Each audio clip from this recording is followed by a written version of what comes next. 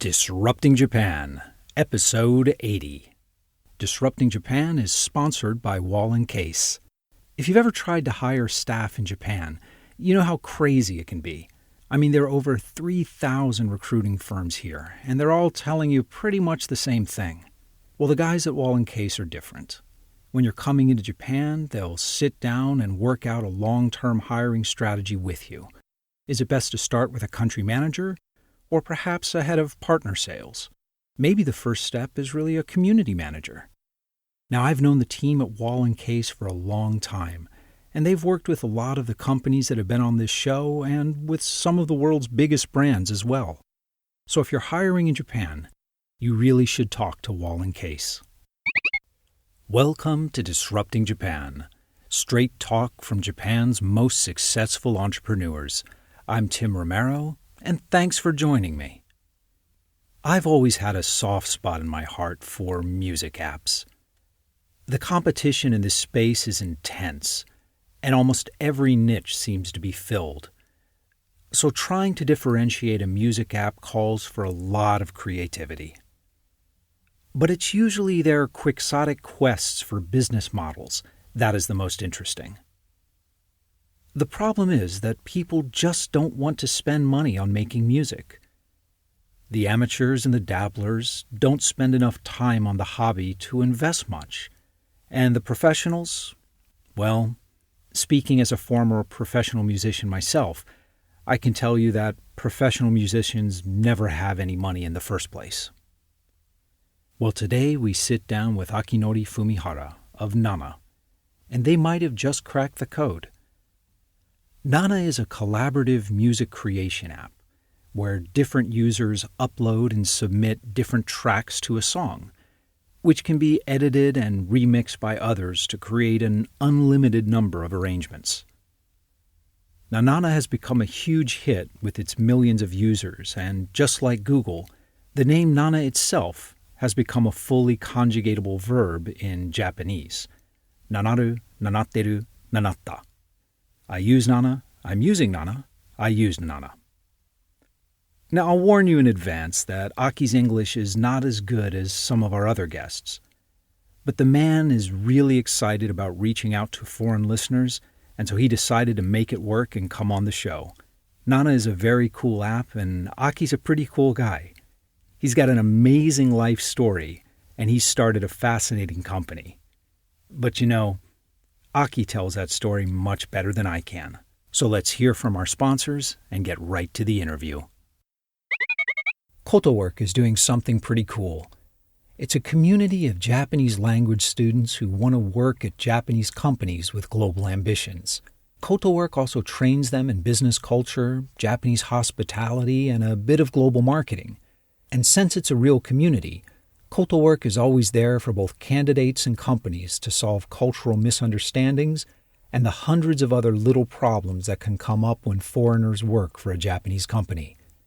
KotoWork has a wonderful, long-term, community-based approach to making sure everything runs smoothly, and you should really check them out at kotowork.jp.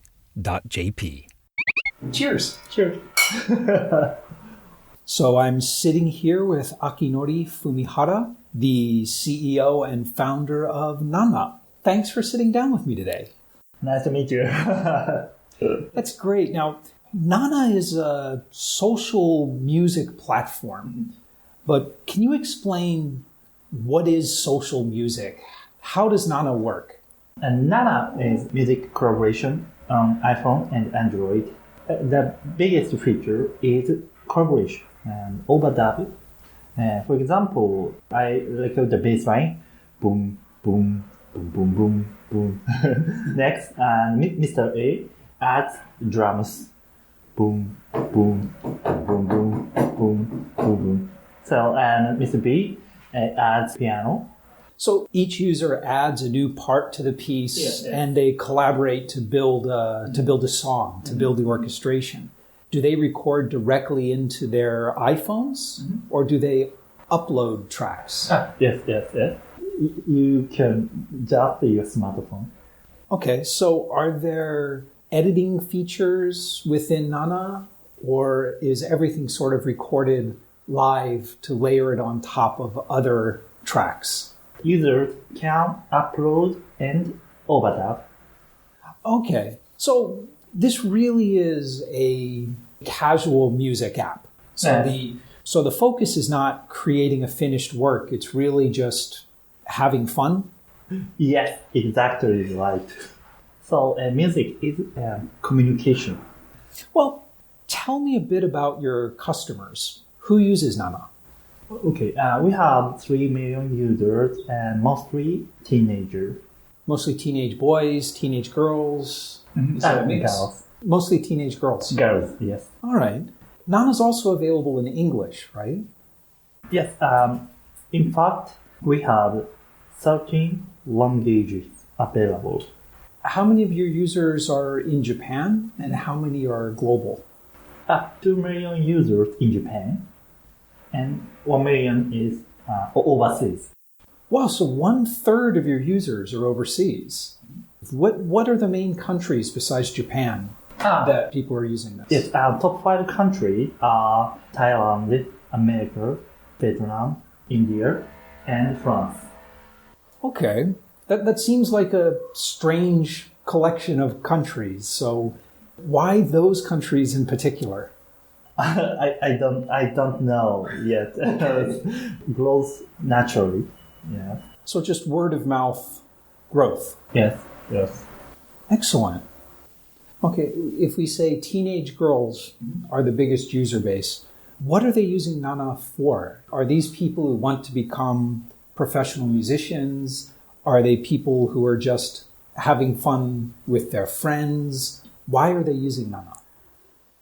I think everybody just want to sing and deliver feelings to their friends and want everyone to just listen to their songs. They are not wanting to be professional. Okay. So it's more of a hobby. Yes, hobby, yes. But I understand a lot of your users are very engaged. They have their Nana ID on Twitter profiles and social media quite frequently. Yes, users who has energy engaged to our app 10 hours a day. 10 hours a day? A day. Okay, that's some pretty heavy use. Yes. That's not a hobby anymore. That's Let's talk a little bit about you. Me, okay. So you have a background in music, right? You used to be a professional singer.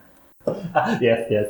I wanted to be a professional singer. I love Stevie Wonder and Billy Joel. Excellent. Ray Charles, Janis Joplin. I love jazz and rhythm and blues. Was that your main motivation for starting Nana? Mm-hmm. Yes, but also I came across the video on YouTube. This was sung by 57 amateur singers all over the world as a Haiti earthquake relief. Yes. Oh. And I was greatly moved. It's awesome. People are united through the song and harmony. It was so amazing. But I don't see any Japanese here. Yes. Then I realized that the concept music united the world is widely spoken, yet it isn't realized. I would like to create that world without loneliness by connecting people all over the world with music. Okay. Yeah, I remember that video. Mm-hmm. So it was this collaboration of people from all over the world who were creating this song together. Yes, we are the world. Right. For Haiti YouTube edition. And so that was your inspiration for Nana? Yes. Okay. Before starting Nana, what were you doing before Nana? I was amateur racing driver. You were a race car driver. Okay. Tell me about race car driving. How long were you doing that? 5 years. 2004 And 2009, yes. Okay, from being a race car driver to starting a music startup is a pretty big change. Why did you quit racing cars? At that time, my dream was become a Formula One driver, but it cost so much, so I had to quit. You couldn't get the sponsors? No, I have no sponsor. Okay. So, changing from race car driving to music, these are targeting things where there's very little money. But okay, so once you got the idea and the inspiration for Nana, you were part of Movida's early acceleration programs. Yes, it brought me a lot of benefit, networks, and they have invested in me when I haven't established a business model yet. So it was very helpful for me, but wasn't able to bring me on financial side. Oh, okay. So the amount of money they invested was very small, but I guess you were there learning how to run a company and how to hire and how to build the product.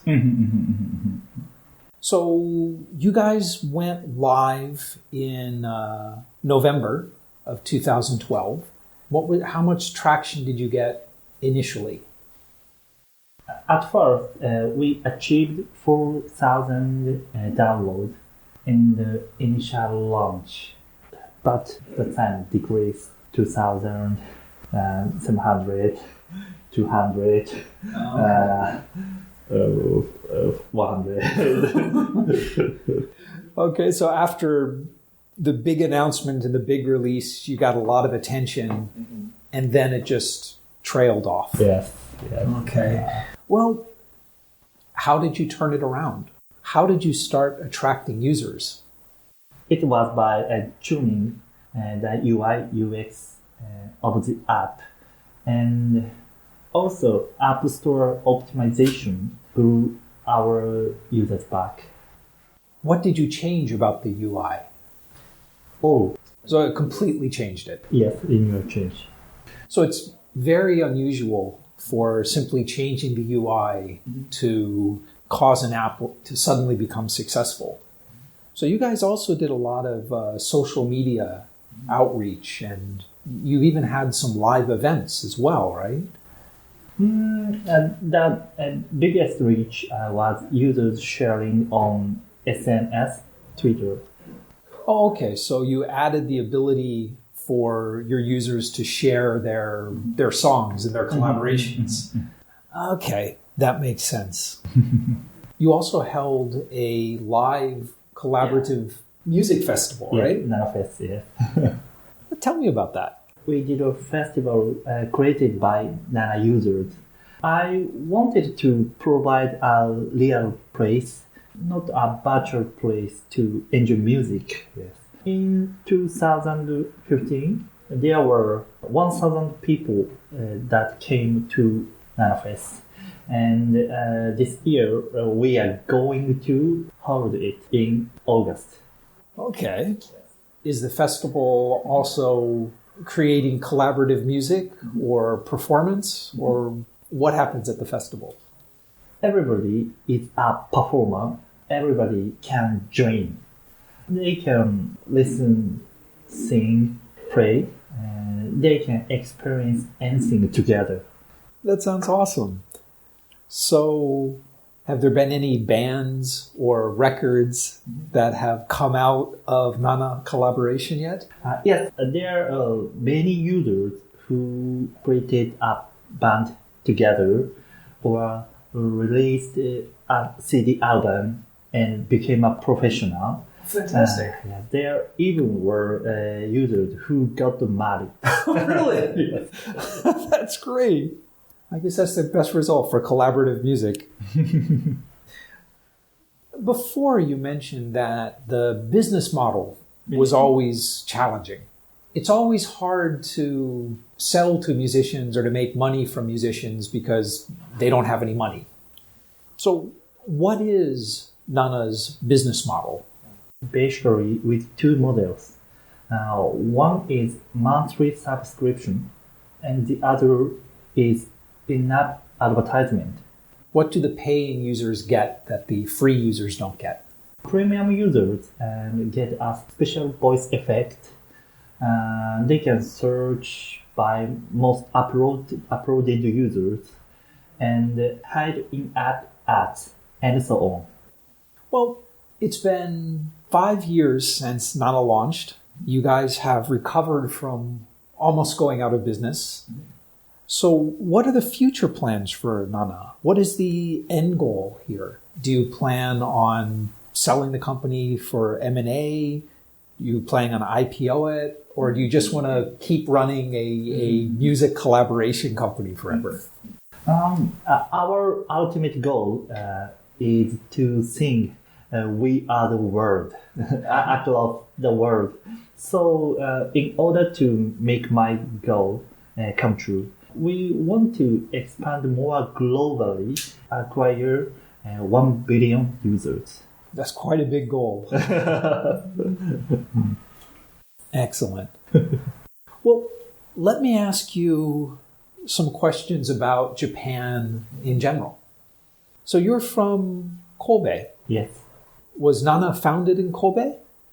I had the idea in Kobe, but moved to Tokyo to launch it. This is interesting. So I want to ask you why. Because it seems so many companies from Kyoto and Osaka will either start in Kobe and then move to Tokyo very quickly, or like you, move to Tokyo to start their companies. Mm-hmm.